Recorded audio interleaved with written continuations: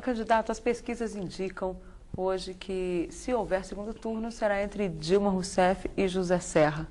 O senhor, nesse caso, fica com quem? Eu fico comigo próprio, né? Mesmo porque a campanha mal começou. Não foi nem horário eleitoral. Você viu que agora lá na África pensaram, né? Na última Copa do Mundo que o Brasil seria campeão, que seria alemão, não sei o quê, e saiu lá um azarão correndo por fora. Então nós temos muito o que falar, muito o que conversar, e eu creio que o certo e o correto é que se a própria mídia, se a grande mídia desse espaço aos demais candidatos, como hoje faz a Rede Vida aqui, para o Levi Fidelis, daqui a pouquinho o Zé Maria, o Ivan, a sociedade pudesse, conhecendo as pessoas, apoiar, ou apoia as ideias ou o candidato não, tem que apoiar as ideias, muito mais do que o candidato, porque também o candidato do governo pode não ter as melhores ideias, mas os conceitos podem ser os melhores para o povo brasileiro. Eu creio que depois de termos 45 dias, nós vamos dizer com muito mais força e propriedade quem irá para o segundo turno. E se for algum desses dois que você disse, que faço pelo menos proveito de parte das minhas ideias, que são ideias que vieram do povo para mim e que eu quero exatamente que essas ideias se transformem em realizações para o benefício do povo brasileiro. Por que não coloca um projeto de usar os presos que estão abarrotando as prisões para construir estradas e casas populares? É possível, como tem em outros países, inclusive nos Estados Unidos? Não, claro, não apenas é possível, como também no meu projeto de governo que contempla a questão de segurança, fora a aprovação da PEC 300, que é fundamental, mesmo porque nós daríamos um parâmetro balizador no para a Polícia Militar, para bombeiros, né, Polícia Civil, porque são pessoas que correm risco todo dia, toda hora, saem de casa sem saber se voltam, né? Então, se temos alguém, né, que seja policial, militar ou civil ou bombeiro lá no Acre, o sofrimento dele do Rio de Janeiro e vice-versa é a mesma coisa, um pouco mais, um pouco menos, mas a questão da insegurança, para quem nos dá segurança, é total. Agora, eu complementaria a sua ideia, que aliás acho muito boa, com a seguinte: levarmos todas as prisões de segurança máxima para as ilhas e para navios. Nós temos que tirar esse pessoal que está aí exatamente atravancando nossas vidas todo dia, porque eles estão aí nas prisões, dentro inclusive de regiões urbanas, cometendo desatinos, né? Estão com o celular fazendo sequestros, né? Continuam balizando o narcotráfico, né? Então qual a ideia? Nós já tivemos no Brasil, a Ilha Grande, Fernando de Noronha, já foram prisões. Lá nos Estados Unidos tinha a chamada lá Alcatraz, né? Exatamente, Eu acho que nós temos que retirar essas pessoas. Já acabou, né? Mas já tivemos. Então vamos tirá-las do convívio social. São 300, 400 mil pessoas que em cada uma desses eventos, como o Dia dos Pais, não sei o quê, vão para a rua fazer o quê? Praticar mais crimes. Eu creio que colocar uma bola no pé delas e sei lá o que mais seria até redundante. Agora, fazer com que esses navios prisões se transformassem em fábricas, né, de confecções, de informática, de artesanato, tudo isso é possível sim. E aí as pessoas sabendo que vão lá para o alto mar, o tubarãozinho e volta, hein? Estou aqui brincando, mas no bom sentido. Eu acho que muita gente ia deixar de praticar crime. Denise? Agora, candidato, o senhor fala aqui na sua proposta, marcha para o Centro-Oeste.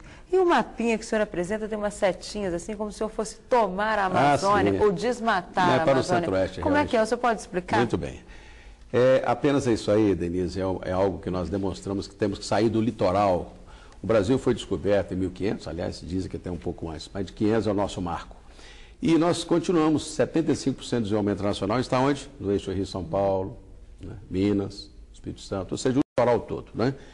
Juscelino teve essa visão em Jataí de construir Brasília, né? Quando ele começou a sua campanha nos anos 50, ele quis exatamente construir Brasília, porque Brasília iria ser o quê? Um centro atrativo para o desenvolvimento, para a interiorização do nosso país. Mas parou por aí.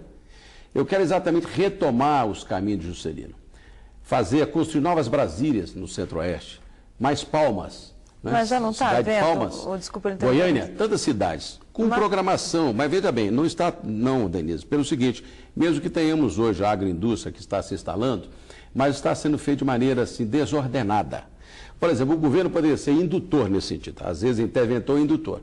Por exemplo, não faz sentido nós termos a indústria siderúrgica, lá no Rio de Janeiro, como agora inauguraram, lá da ThyssenKrupp, poluindo, trazendo os problemas os mais incomensuráveis, inclusive na área de transporte, de carga e tudo, onde poderíamos muito bem ter essa mesma indústria aqui em Carajás, onde produz exatamente o minério, Olha, o minério teria indústria que é poluente aqui na Amazônia, não teria tanto problema.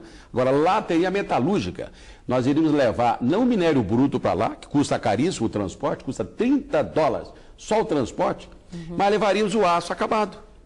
Poderíamos ter mais fábricas de automóveis aqui em Brasília, em Goiânia, em Palmas. Então o Brasil tem que ser reordenado. Como no tempo dos militares, faziam planos quinquenais, decenais. Nós temos que programar o país para frente.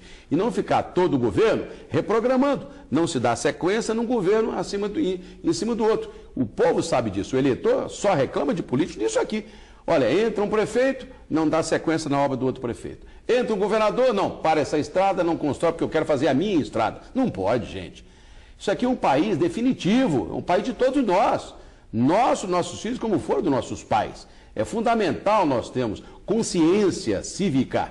E por isso, o meu programa de governo contempla o Centro-Oeste, onde é o grande hinterland. Os Estados Unidos, por exemplo, se transformaram na maior nação do mundo. Por quê? Porque lá se produz o arroz, o trigo, tudo naquele Chicago, ali no Lago Ontário, uma coisa louca. Se transformando num país de cereais, se transformou num país depois economicamente desenvolvido, tecnologicamente desenvolvido. E aí nós temos que fazer isso do Brasil. Nós vamos suprir o mundo de alimentos. Através de quê?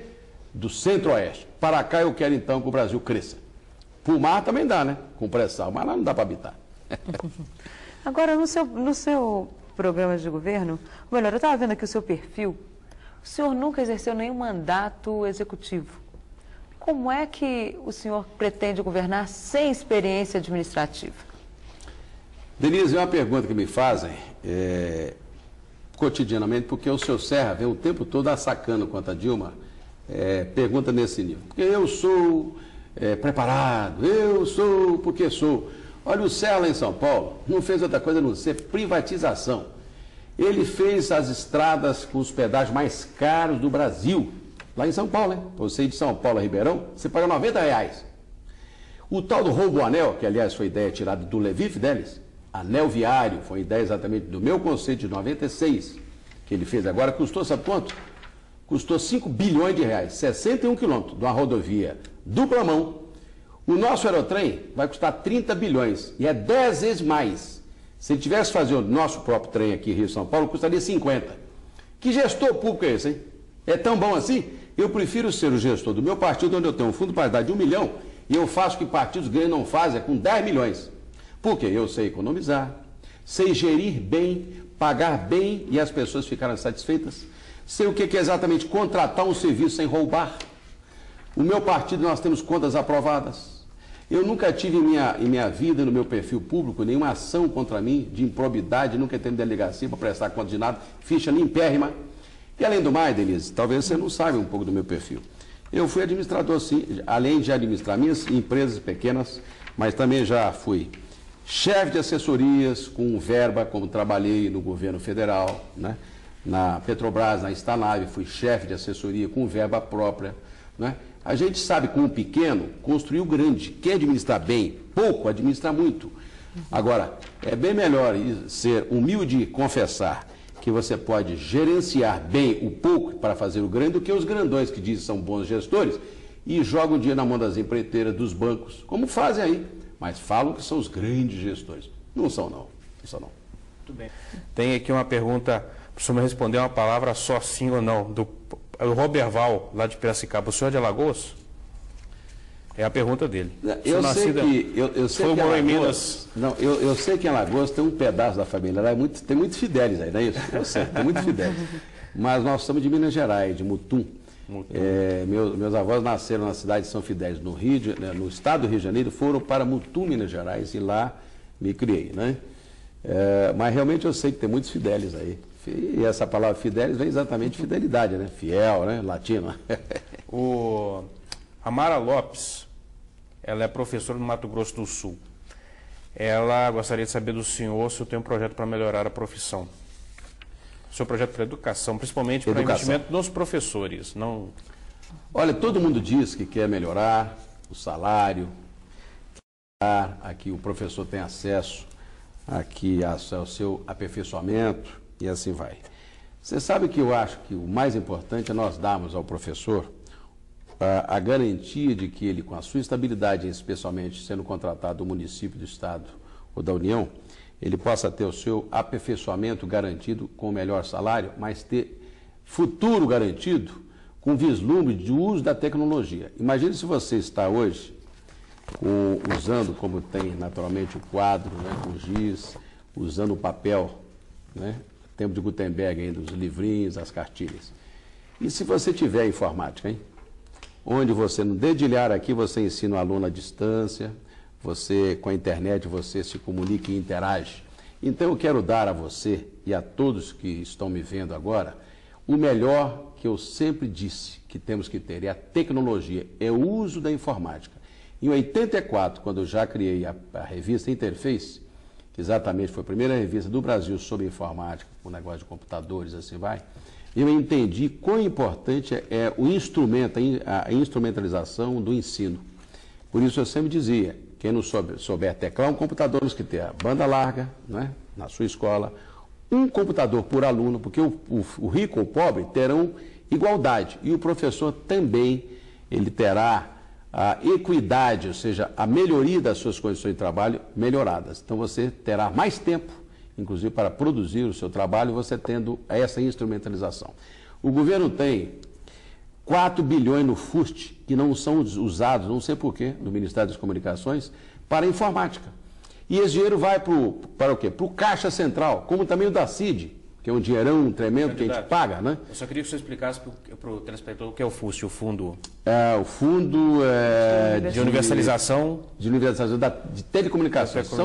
Você paga, por exemplo, quando você usa o celular, o telefone, exatamente, você paga 25% de ICMS, depois você tem um resíduo, fica tudo com a União. Sob a tutela do Ministério das Comunicações. Ministério da Comunicação, uma fortuna. E então, cabe-nos a nós, gestores públicos, colocarmos esses instrumentos para a melhoria da sua condição, professor. Que você tenha melhor salário, melhores condições e tecnologia. É o que você com certeza quer. E cabe-nos a nós dar a você o que é de melhor para que você possa também ser induzido a produzir mais e melhor e os seus alunos terão melhor proveito.